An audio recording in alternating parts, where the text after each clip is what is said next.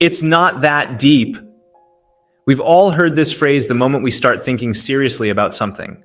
A line in literature, an event, a feeling, anything that actually carries meaning.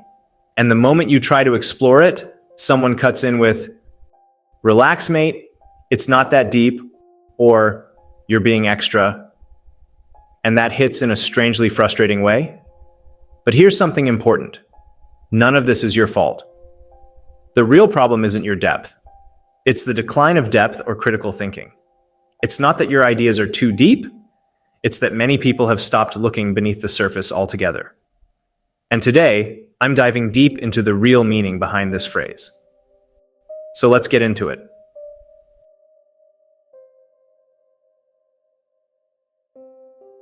The phrase, "it's not that deep," has become a kind of cultural reflex. You'll hear it online, in casual conversations, even on talk shows, usually the moment someone tries to look for meaning in something beyond the surface. On social media, if someone points out symbolism in a scene or questions the intention behind a character's actions, the response appears instantly. Relax. It's not that deep. But the reflex tells us more about the culture than the content. According to writer Ethan Ramilano, the mantra "it's not that deep" has slowly become an excuse for a crippling lack of media literacy and critical thinking skills. When people jump to dismiss analysis, Ramilano argues, it's not always because the subject is meaningless. It's often because thinking has become exhausting for a generation raised on speed, entertainment, and constant distraction. He writes that when someone says, "it's not that deep," they may simply be reaffirming their desire to avoid the effort of looking closer. And he warns that when we stop paying attention to details in stories, images, or news, we are slowly becoming desensitized to the idea of us not thinking at all. This trend is part of a larger shift. Across society, the skills needed for depth, reading closely, analyzing, questioning, are slowly eroding. Critical thinking has traditionally been nurtured through the humanities, philosophy, literature, history. But as Ramilano notes, humanities majors like history or philosophy have been on the decline over the last decade. At the same time, younger students increasingly struggle with reading comprehension and interpretive skills. The result isn't just academic decline, it's a shrinking capacity for deeper thought. Another thinker, Dr. Steve Parker, describes what he calls a cultural crisis in reasoning. Critical thinking, the practice of challenging assumptions and engaging with ideas carefully, was once the foundation of philosophy, science, and democratic life. But today, Parker observes that many people are content with knee-jerk reactions, misinformation, and groupthink instead of patient analysis. And it's not hard to see why. Social platforms are designed for speed. They reward what spreads quickly, not what makes you think. Parker points out that modern audiences are bombarded with bite-sized pieces of content designed to evoke emotional reactions rather than thoughtful responses. When everything is optimized for attention rather than understanding, nuance becomes a burden and depth becomes a joke. But these cultural habits also have consequences beyond individual thinking. A population that no longer asks questions becomes far easier to influence. Ramilano cautions that a decline in critical thought creates fertile ground for manipulation. As he puts it, authoritarianism can only flourish from a populace that accepts its rhetoric without a second thought. When people convince themselves that meaning doesn't matter, that questioning is unnecessary, or that analysis is a waste of energy, they aren't just dismissing ideas, they might be disarming themselves intellectually. To really understand this, we need to see how shallow and deep thinkers actually think. And that's what I will be diving into next.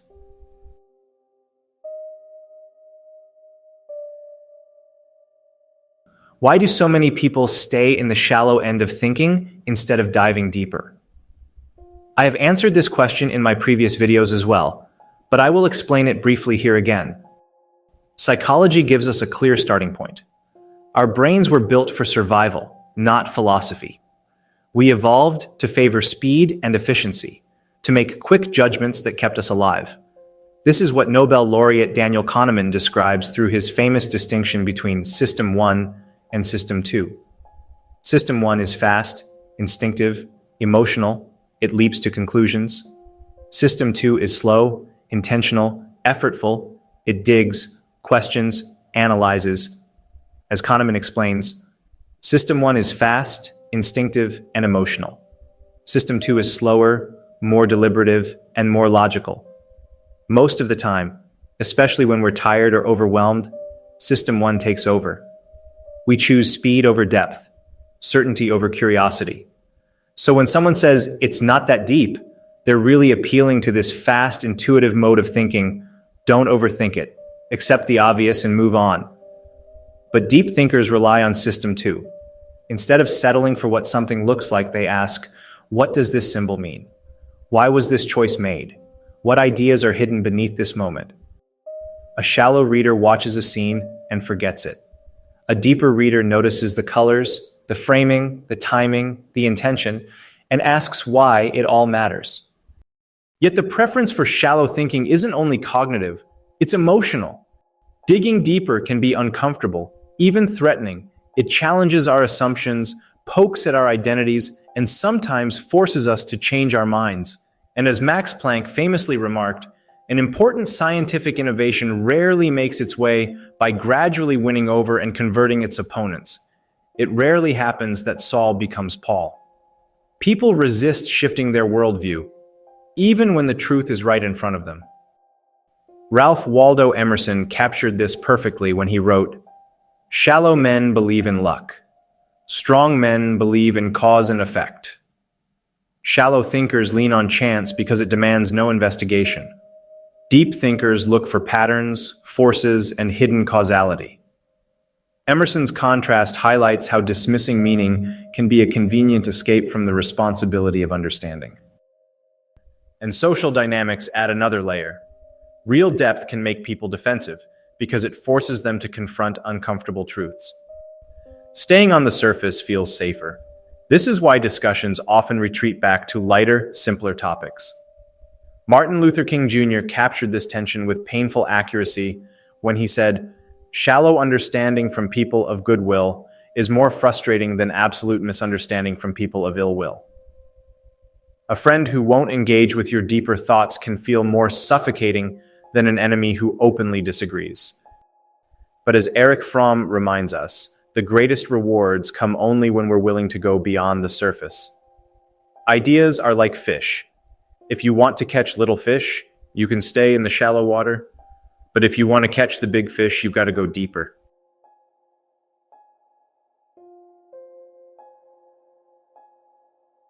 Philosophers have spent centuries wrestling with the gap between what something looks like and what it really is. They've always argued that depth isn't an exception, it's the rule. Almost anything, from a political idea to a line in a poem, can reveal hidden meaning depending on how closely you choose to look. Socrates captured this beautifully when he said, "The unexamined life is not worth living," a reminder that questioning our beliefs and experiences isn't optional. It's essential. So when someone responds to your curiosity with, "It's not that deep," they are, in a way, rejecting a whole tradition built on inquiry, reflection, and uncomfortable truths. A major philosophical question centers on where meaning even comes from. Do stories, symbols, and images contain messages on their own, or do we simply project meaning onto them? Postmodern thinkers like Roland Barthes suggested that a text has no single, deep meaning at all, that interpretation lives in the mind of the audience. At first, that idea might seem to justify dismissiveness. If meaning is subjective, maybe there's nothing deeper to find. But many other thinkers push back, insisting that human creations always reflect the world around them, whether intentionally or not. James Baldwin captured this belief when he noted that all art disturbs the peace. Even if an artist claims to offer no message, culture, history, and identity seep in anyway. Humans naturally search for patterns, and shutting down that instinct with "stop looking for meaning" misunderstands how we interpret the world.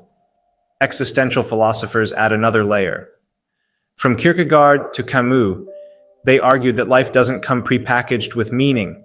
We create it through our choices, interpretations, and attention. In that sense, refusing to look deeper is itself a choice about how to live. As one commenter put it, you are literally the result of billions of years of events. You were born in a random place at a random time. A reminder that from a cosmic perspective, even tiny details can feel profound. Mark Twain played with this idea when he joked, "I had been dead for billions and billions of years before I was born, and had not suffered the slightest inconvenience from it." His humor points to a deeper truth. Nothing is inherently shallow or deep. We decide what significance things carry. Some thinkers go further and openly celebrate depth. Fred Rogers once said, "Life is deep and simple, and what our society gives us is shallow and complicated." His message flips modern logic on its head. He suggests that simplicity and depth aren't opposites. Society just distracts us with noise until everything feels harder than it truly is. Through his lens, the phrase, "it's not that deep," may actually distance us from the simple, profound truths at the heart of being human. Philosophy also warns that shallow thinking can lead to ethical laziness. Aristotle believed that virtues require deliberate practice and reflection. Meaningful moral life can't happen on autopilot. Emerson made a similar point when he wrote, "Most people are other people. Their thoughts are someone else's opinions, their lives a mimicry. If people simply echo the crowd, then it's not that deep becomes a tool of conformity, a way to silence original thought before it even starts." Philosophers like Emerson and Nietzsche wanted us to resist the herd and develop an inner life strong enough to stand alone, which requires depth, not surface-level comfort. And even in humor and art, the message remains. Comedian Stephen Wright once joked that if you're standing in the middle of a windstorm, you'll think you're very lucky if you hold on to one blade of grass. Beneath the joke lies a philosophical point. Sometimes small details are what keep us grounded when everything feels chaotic. That's what symbols do in stories. When we dismiss them, we lose the anchor that gives meaning. Filmmaker David Lynch captured this perfectly when he said, "Down deep, ideas are huge and abstract, and they're very beautiful. To deny that depth is to deny the beauty that emerges only when we're willing to look further than the surface." In short, philosophy consistently shows that depth is not a luxury or an exaggeration. It's a way of engaging with reality. Saying it's not that deep shuts the door on centuries of human thought that insists the opposite.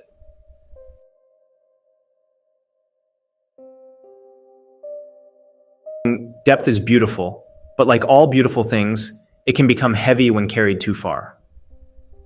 Just as shallow thinking flattens the world, overthinking can distort it. The mind, when left unchecked, can turn curiosity into paralysis, that state psychologists call analysis paralysis, where you dissect every possibility until action itself feels dangerous. Even Shakespeare understood this.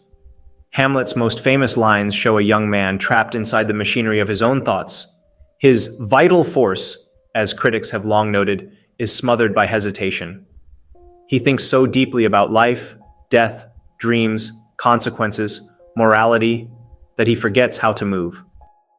Overthinking doesn't only slow us, sometimes it suffocates us.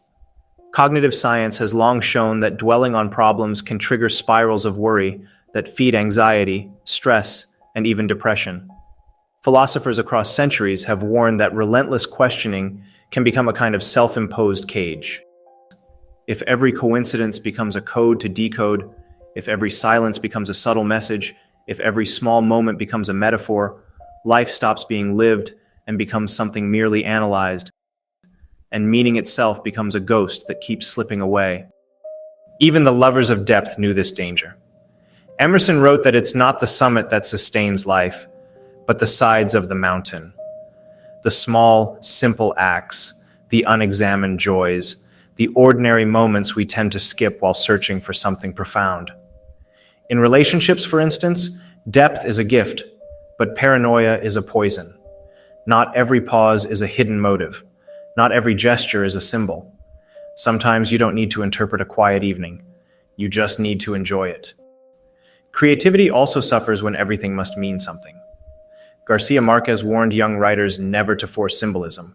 Freud famously joked that sometimes a cigar is just a cigar. And Bertrand Russell reminded us that if you want to claim extraordinary meaning, you must bring extraordinary evidence. Interpretation is beautiful, but only when it breathes, not when it strangles the work. The truth is simple. If you insist that everything is deep, you'll drown in meaning. If you insist that nothing is deep, you'll starve for meaning. And so, if this entire exploration leaves you with only one reminder, let it be this. The mind is its own place, and in itself can make a heaven of hell, a hell of heaven. John Milton.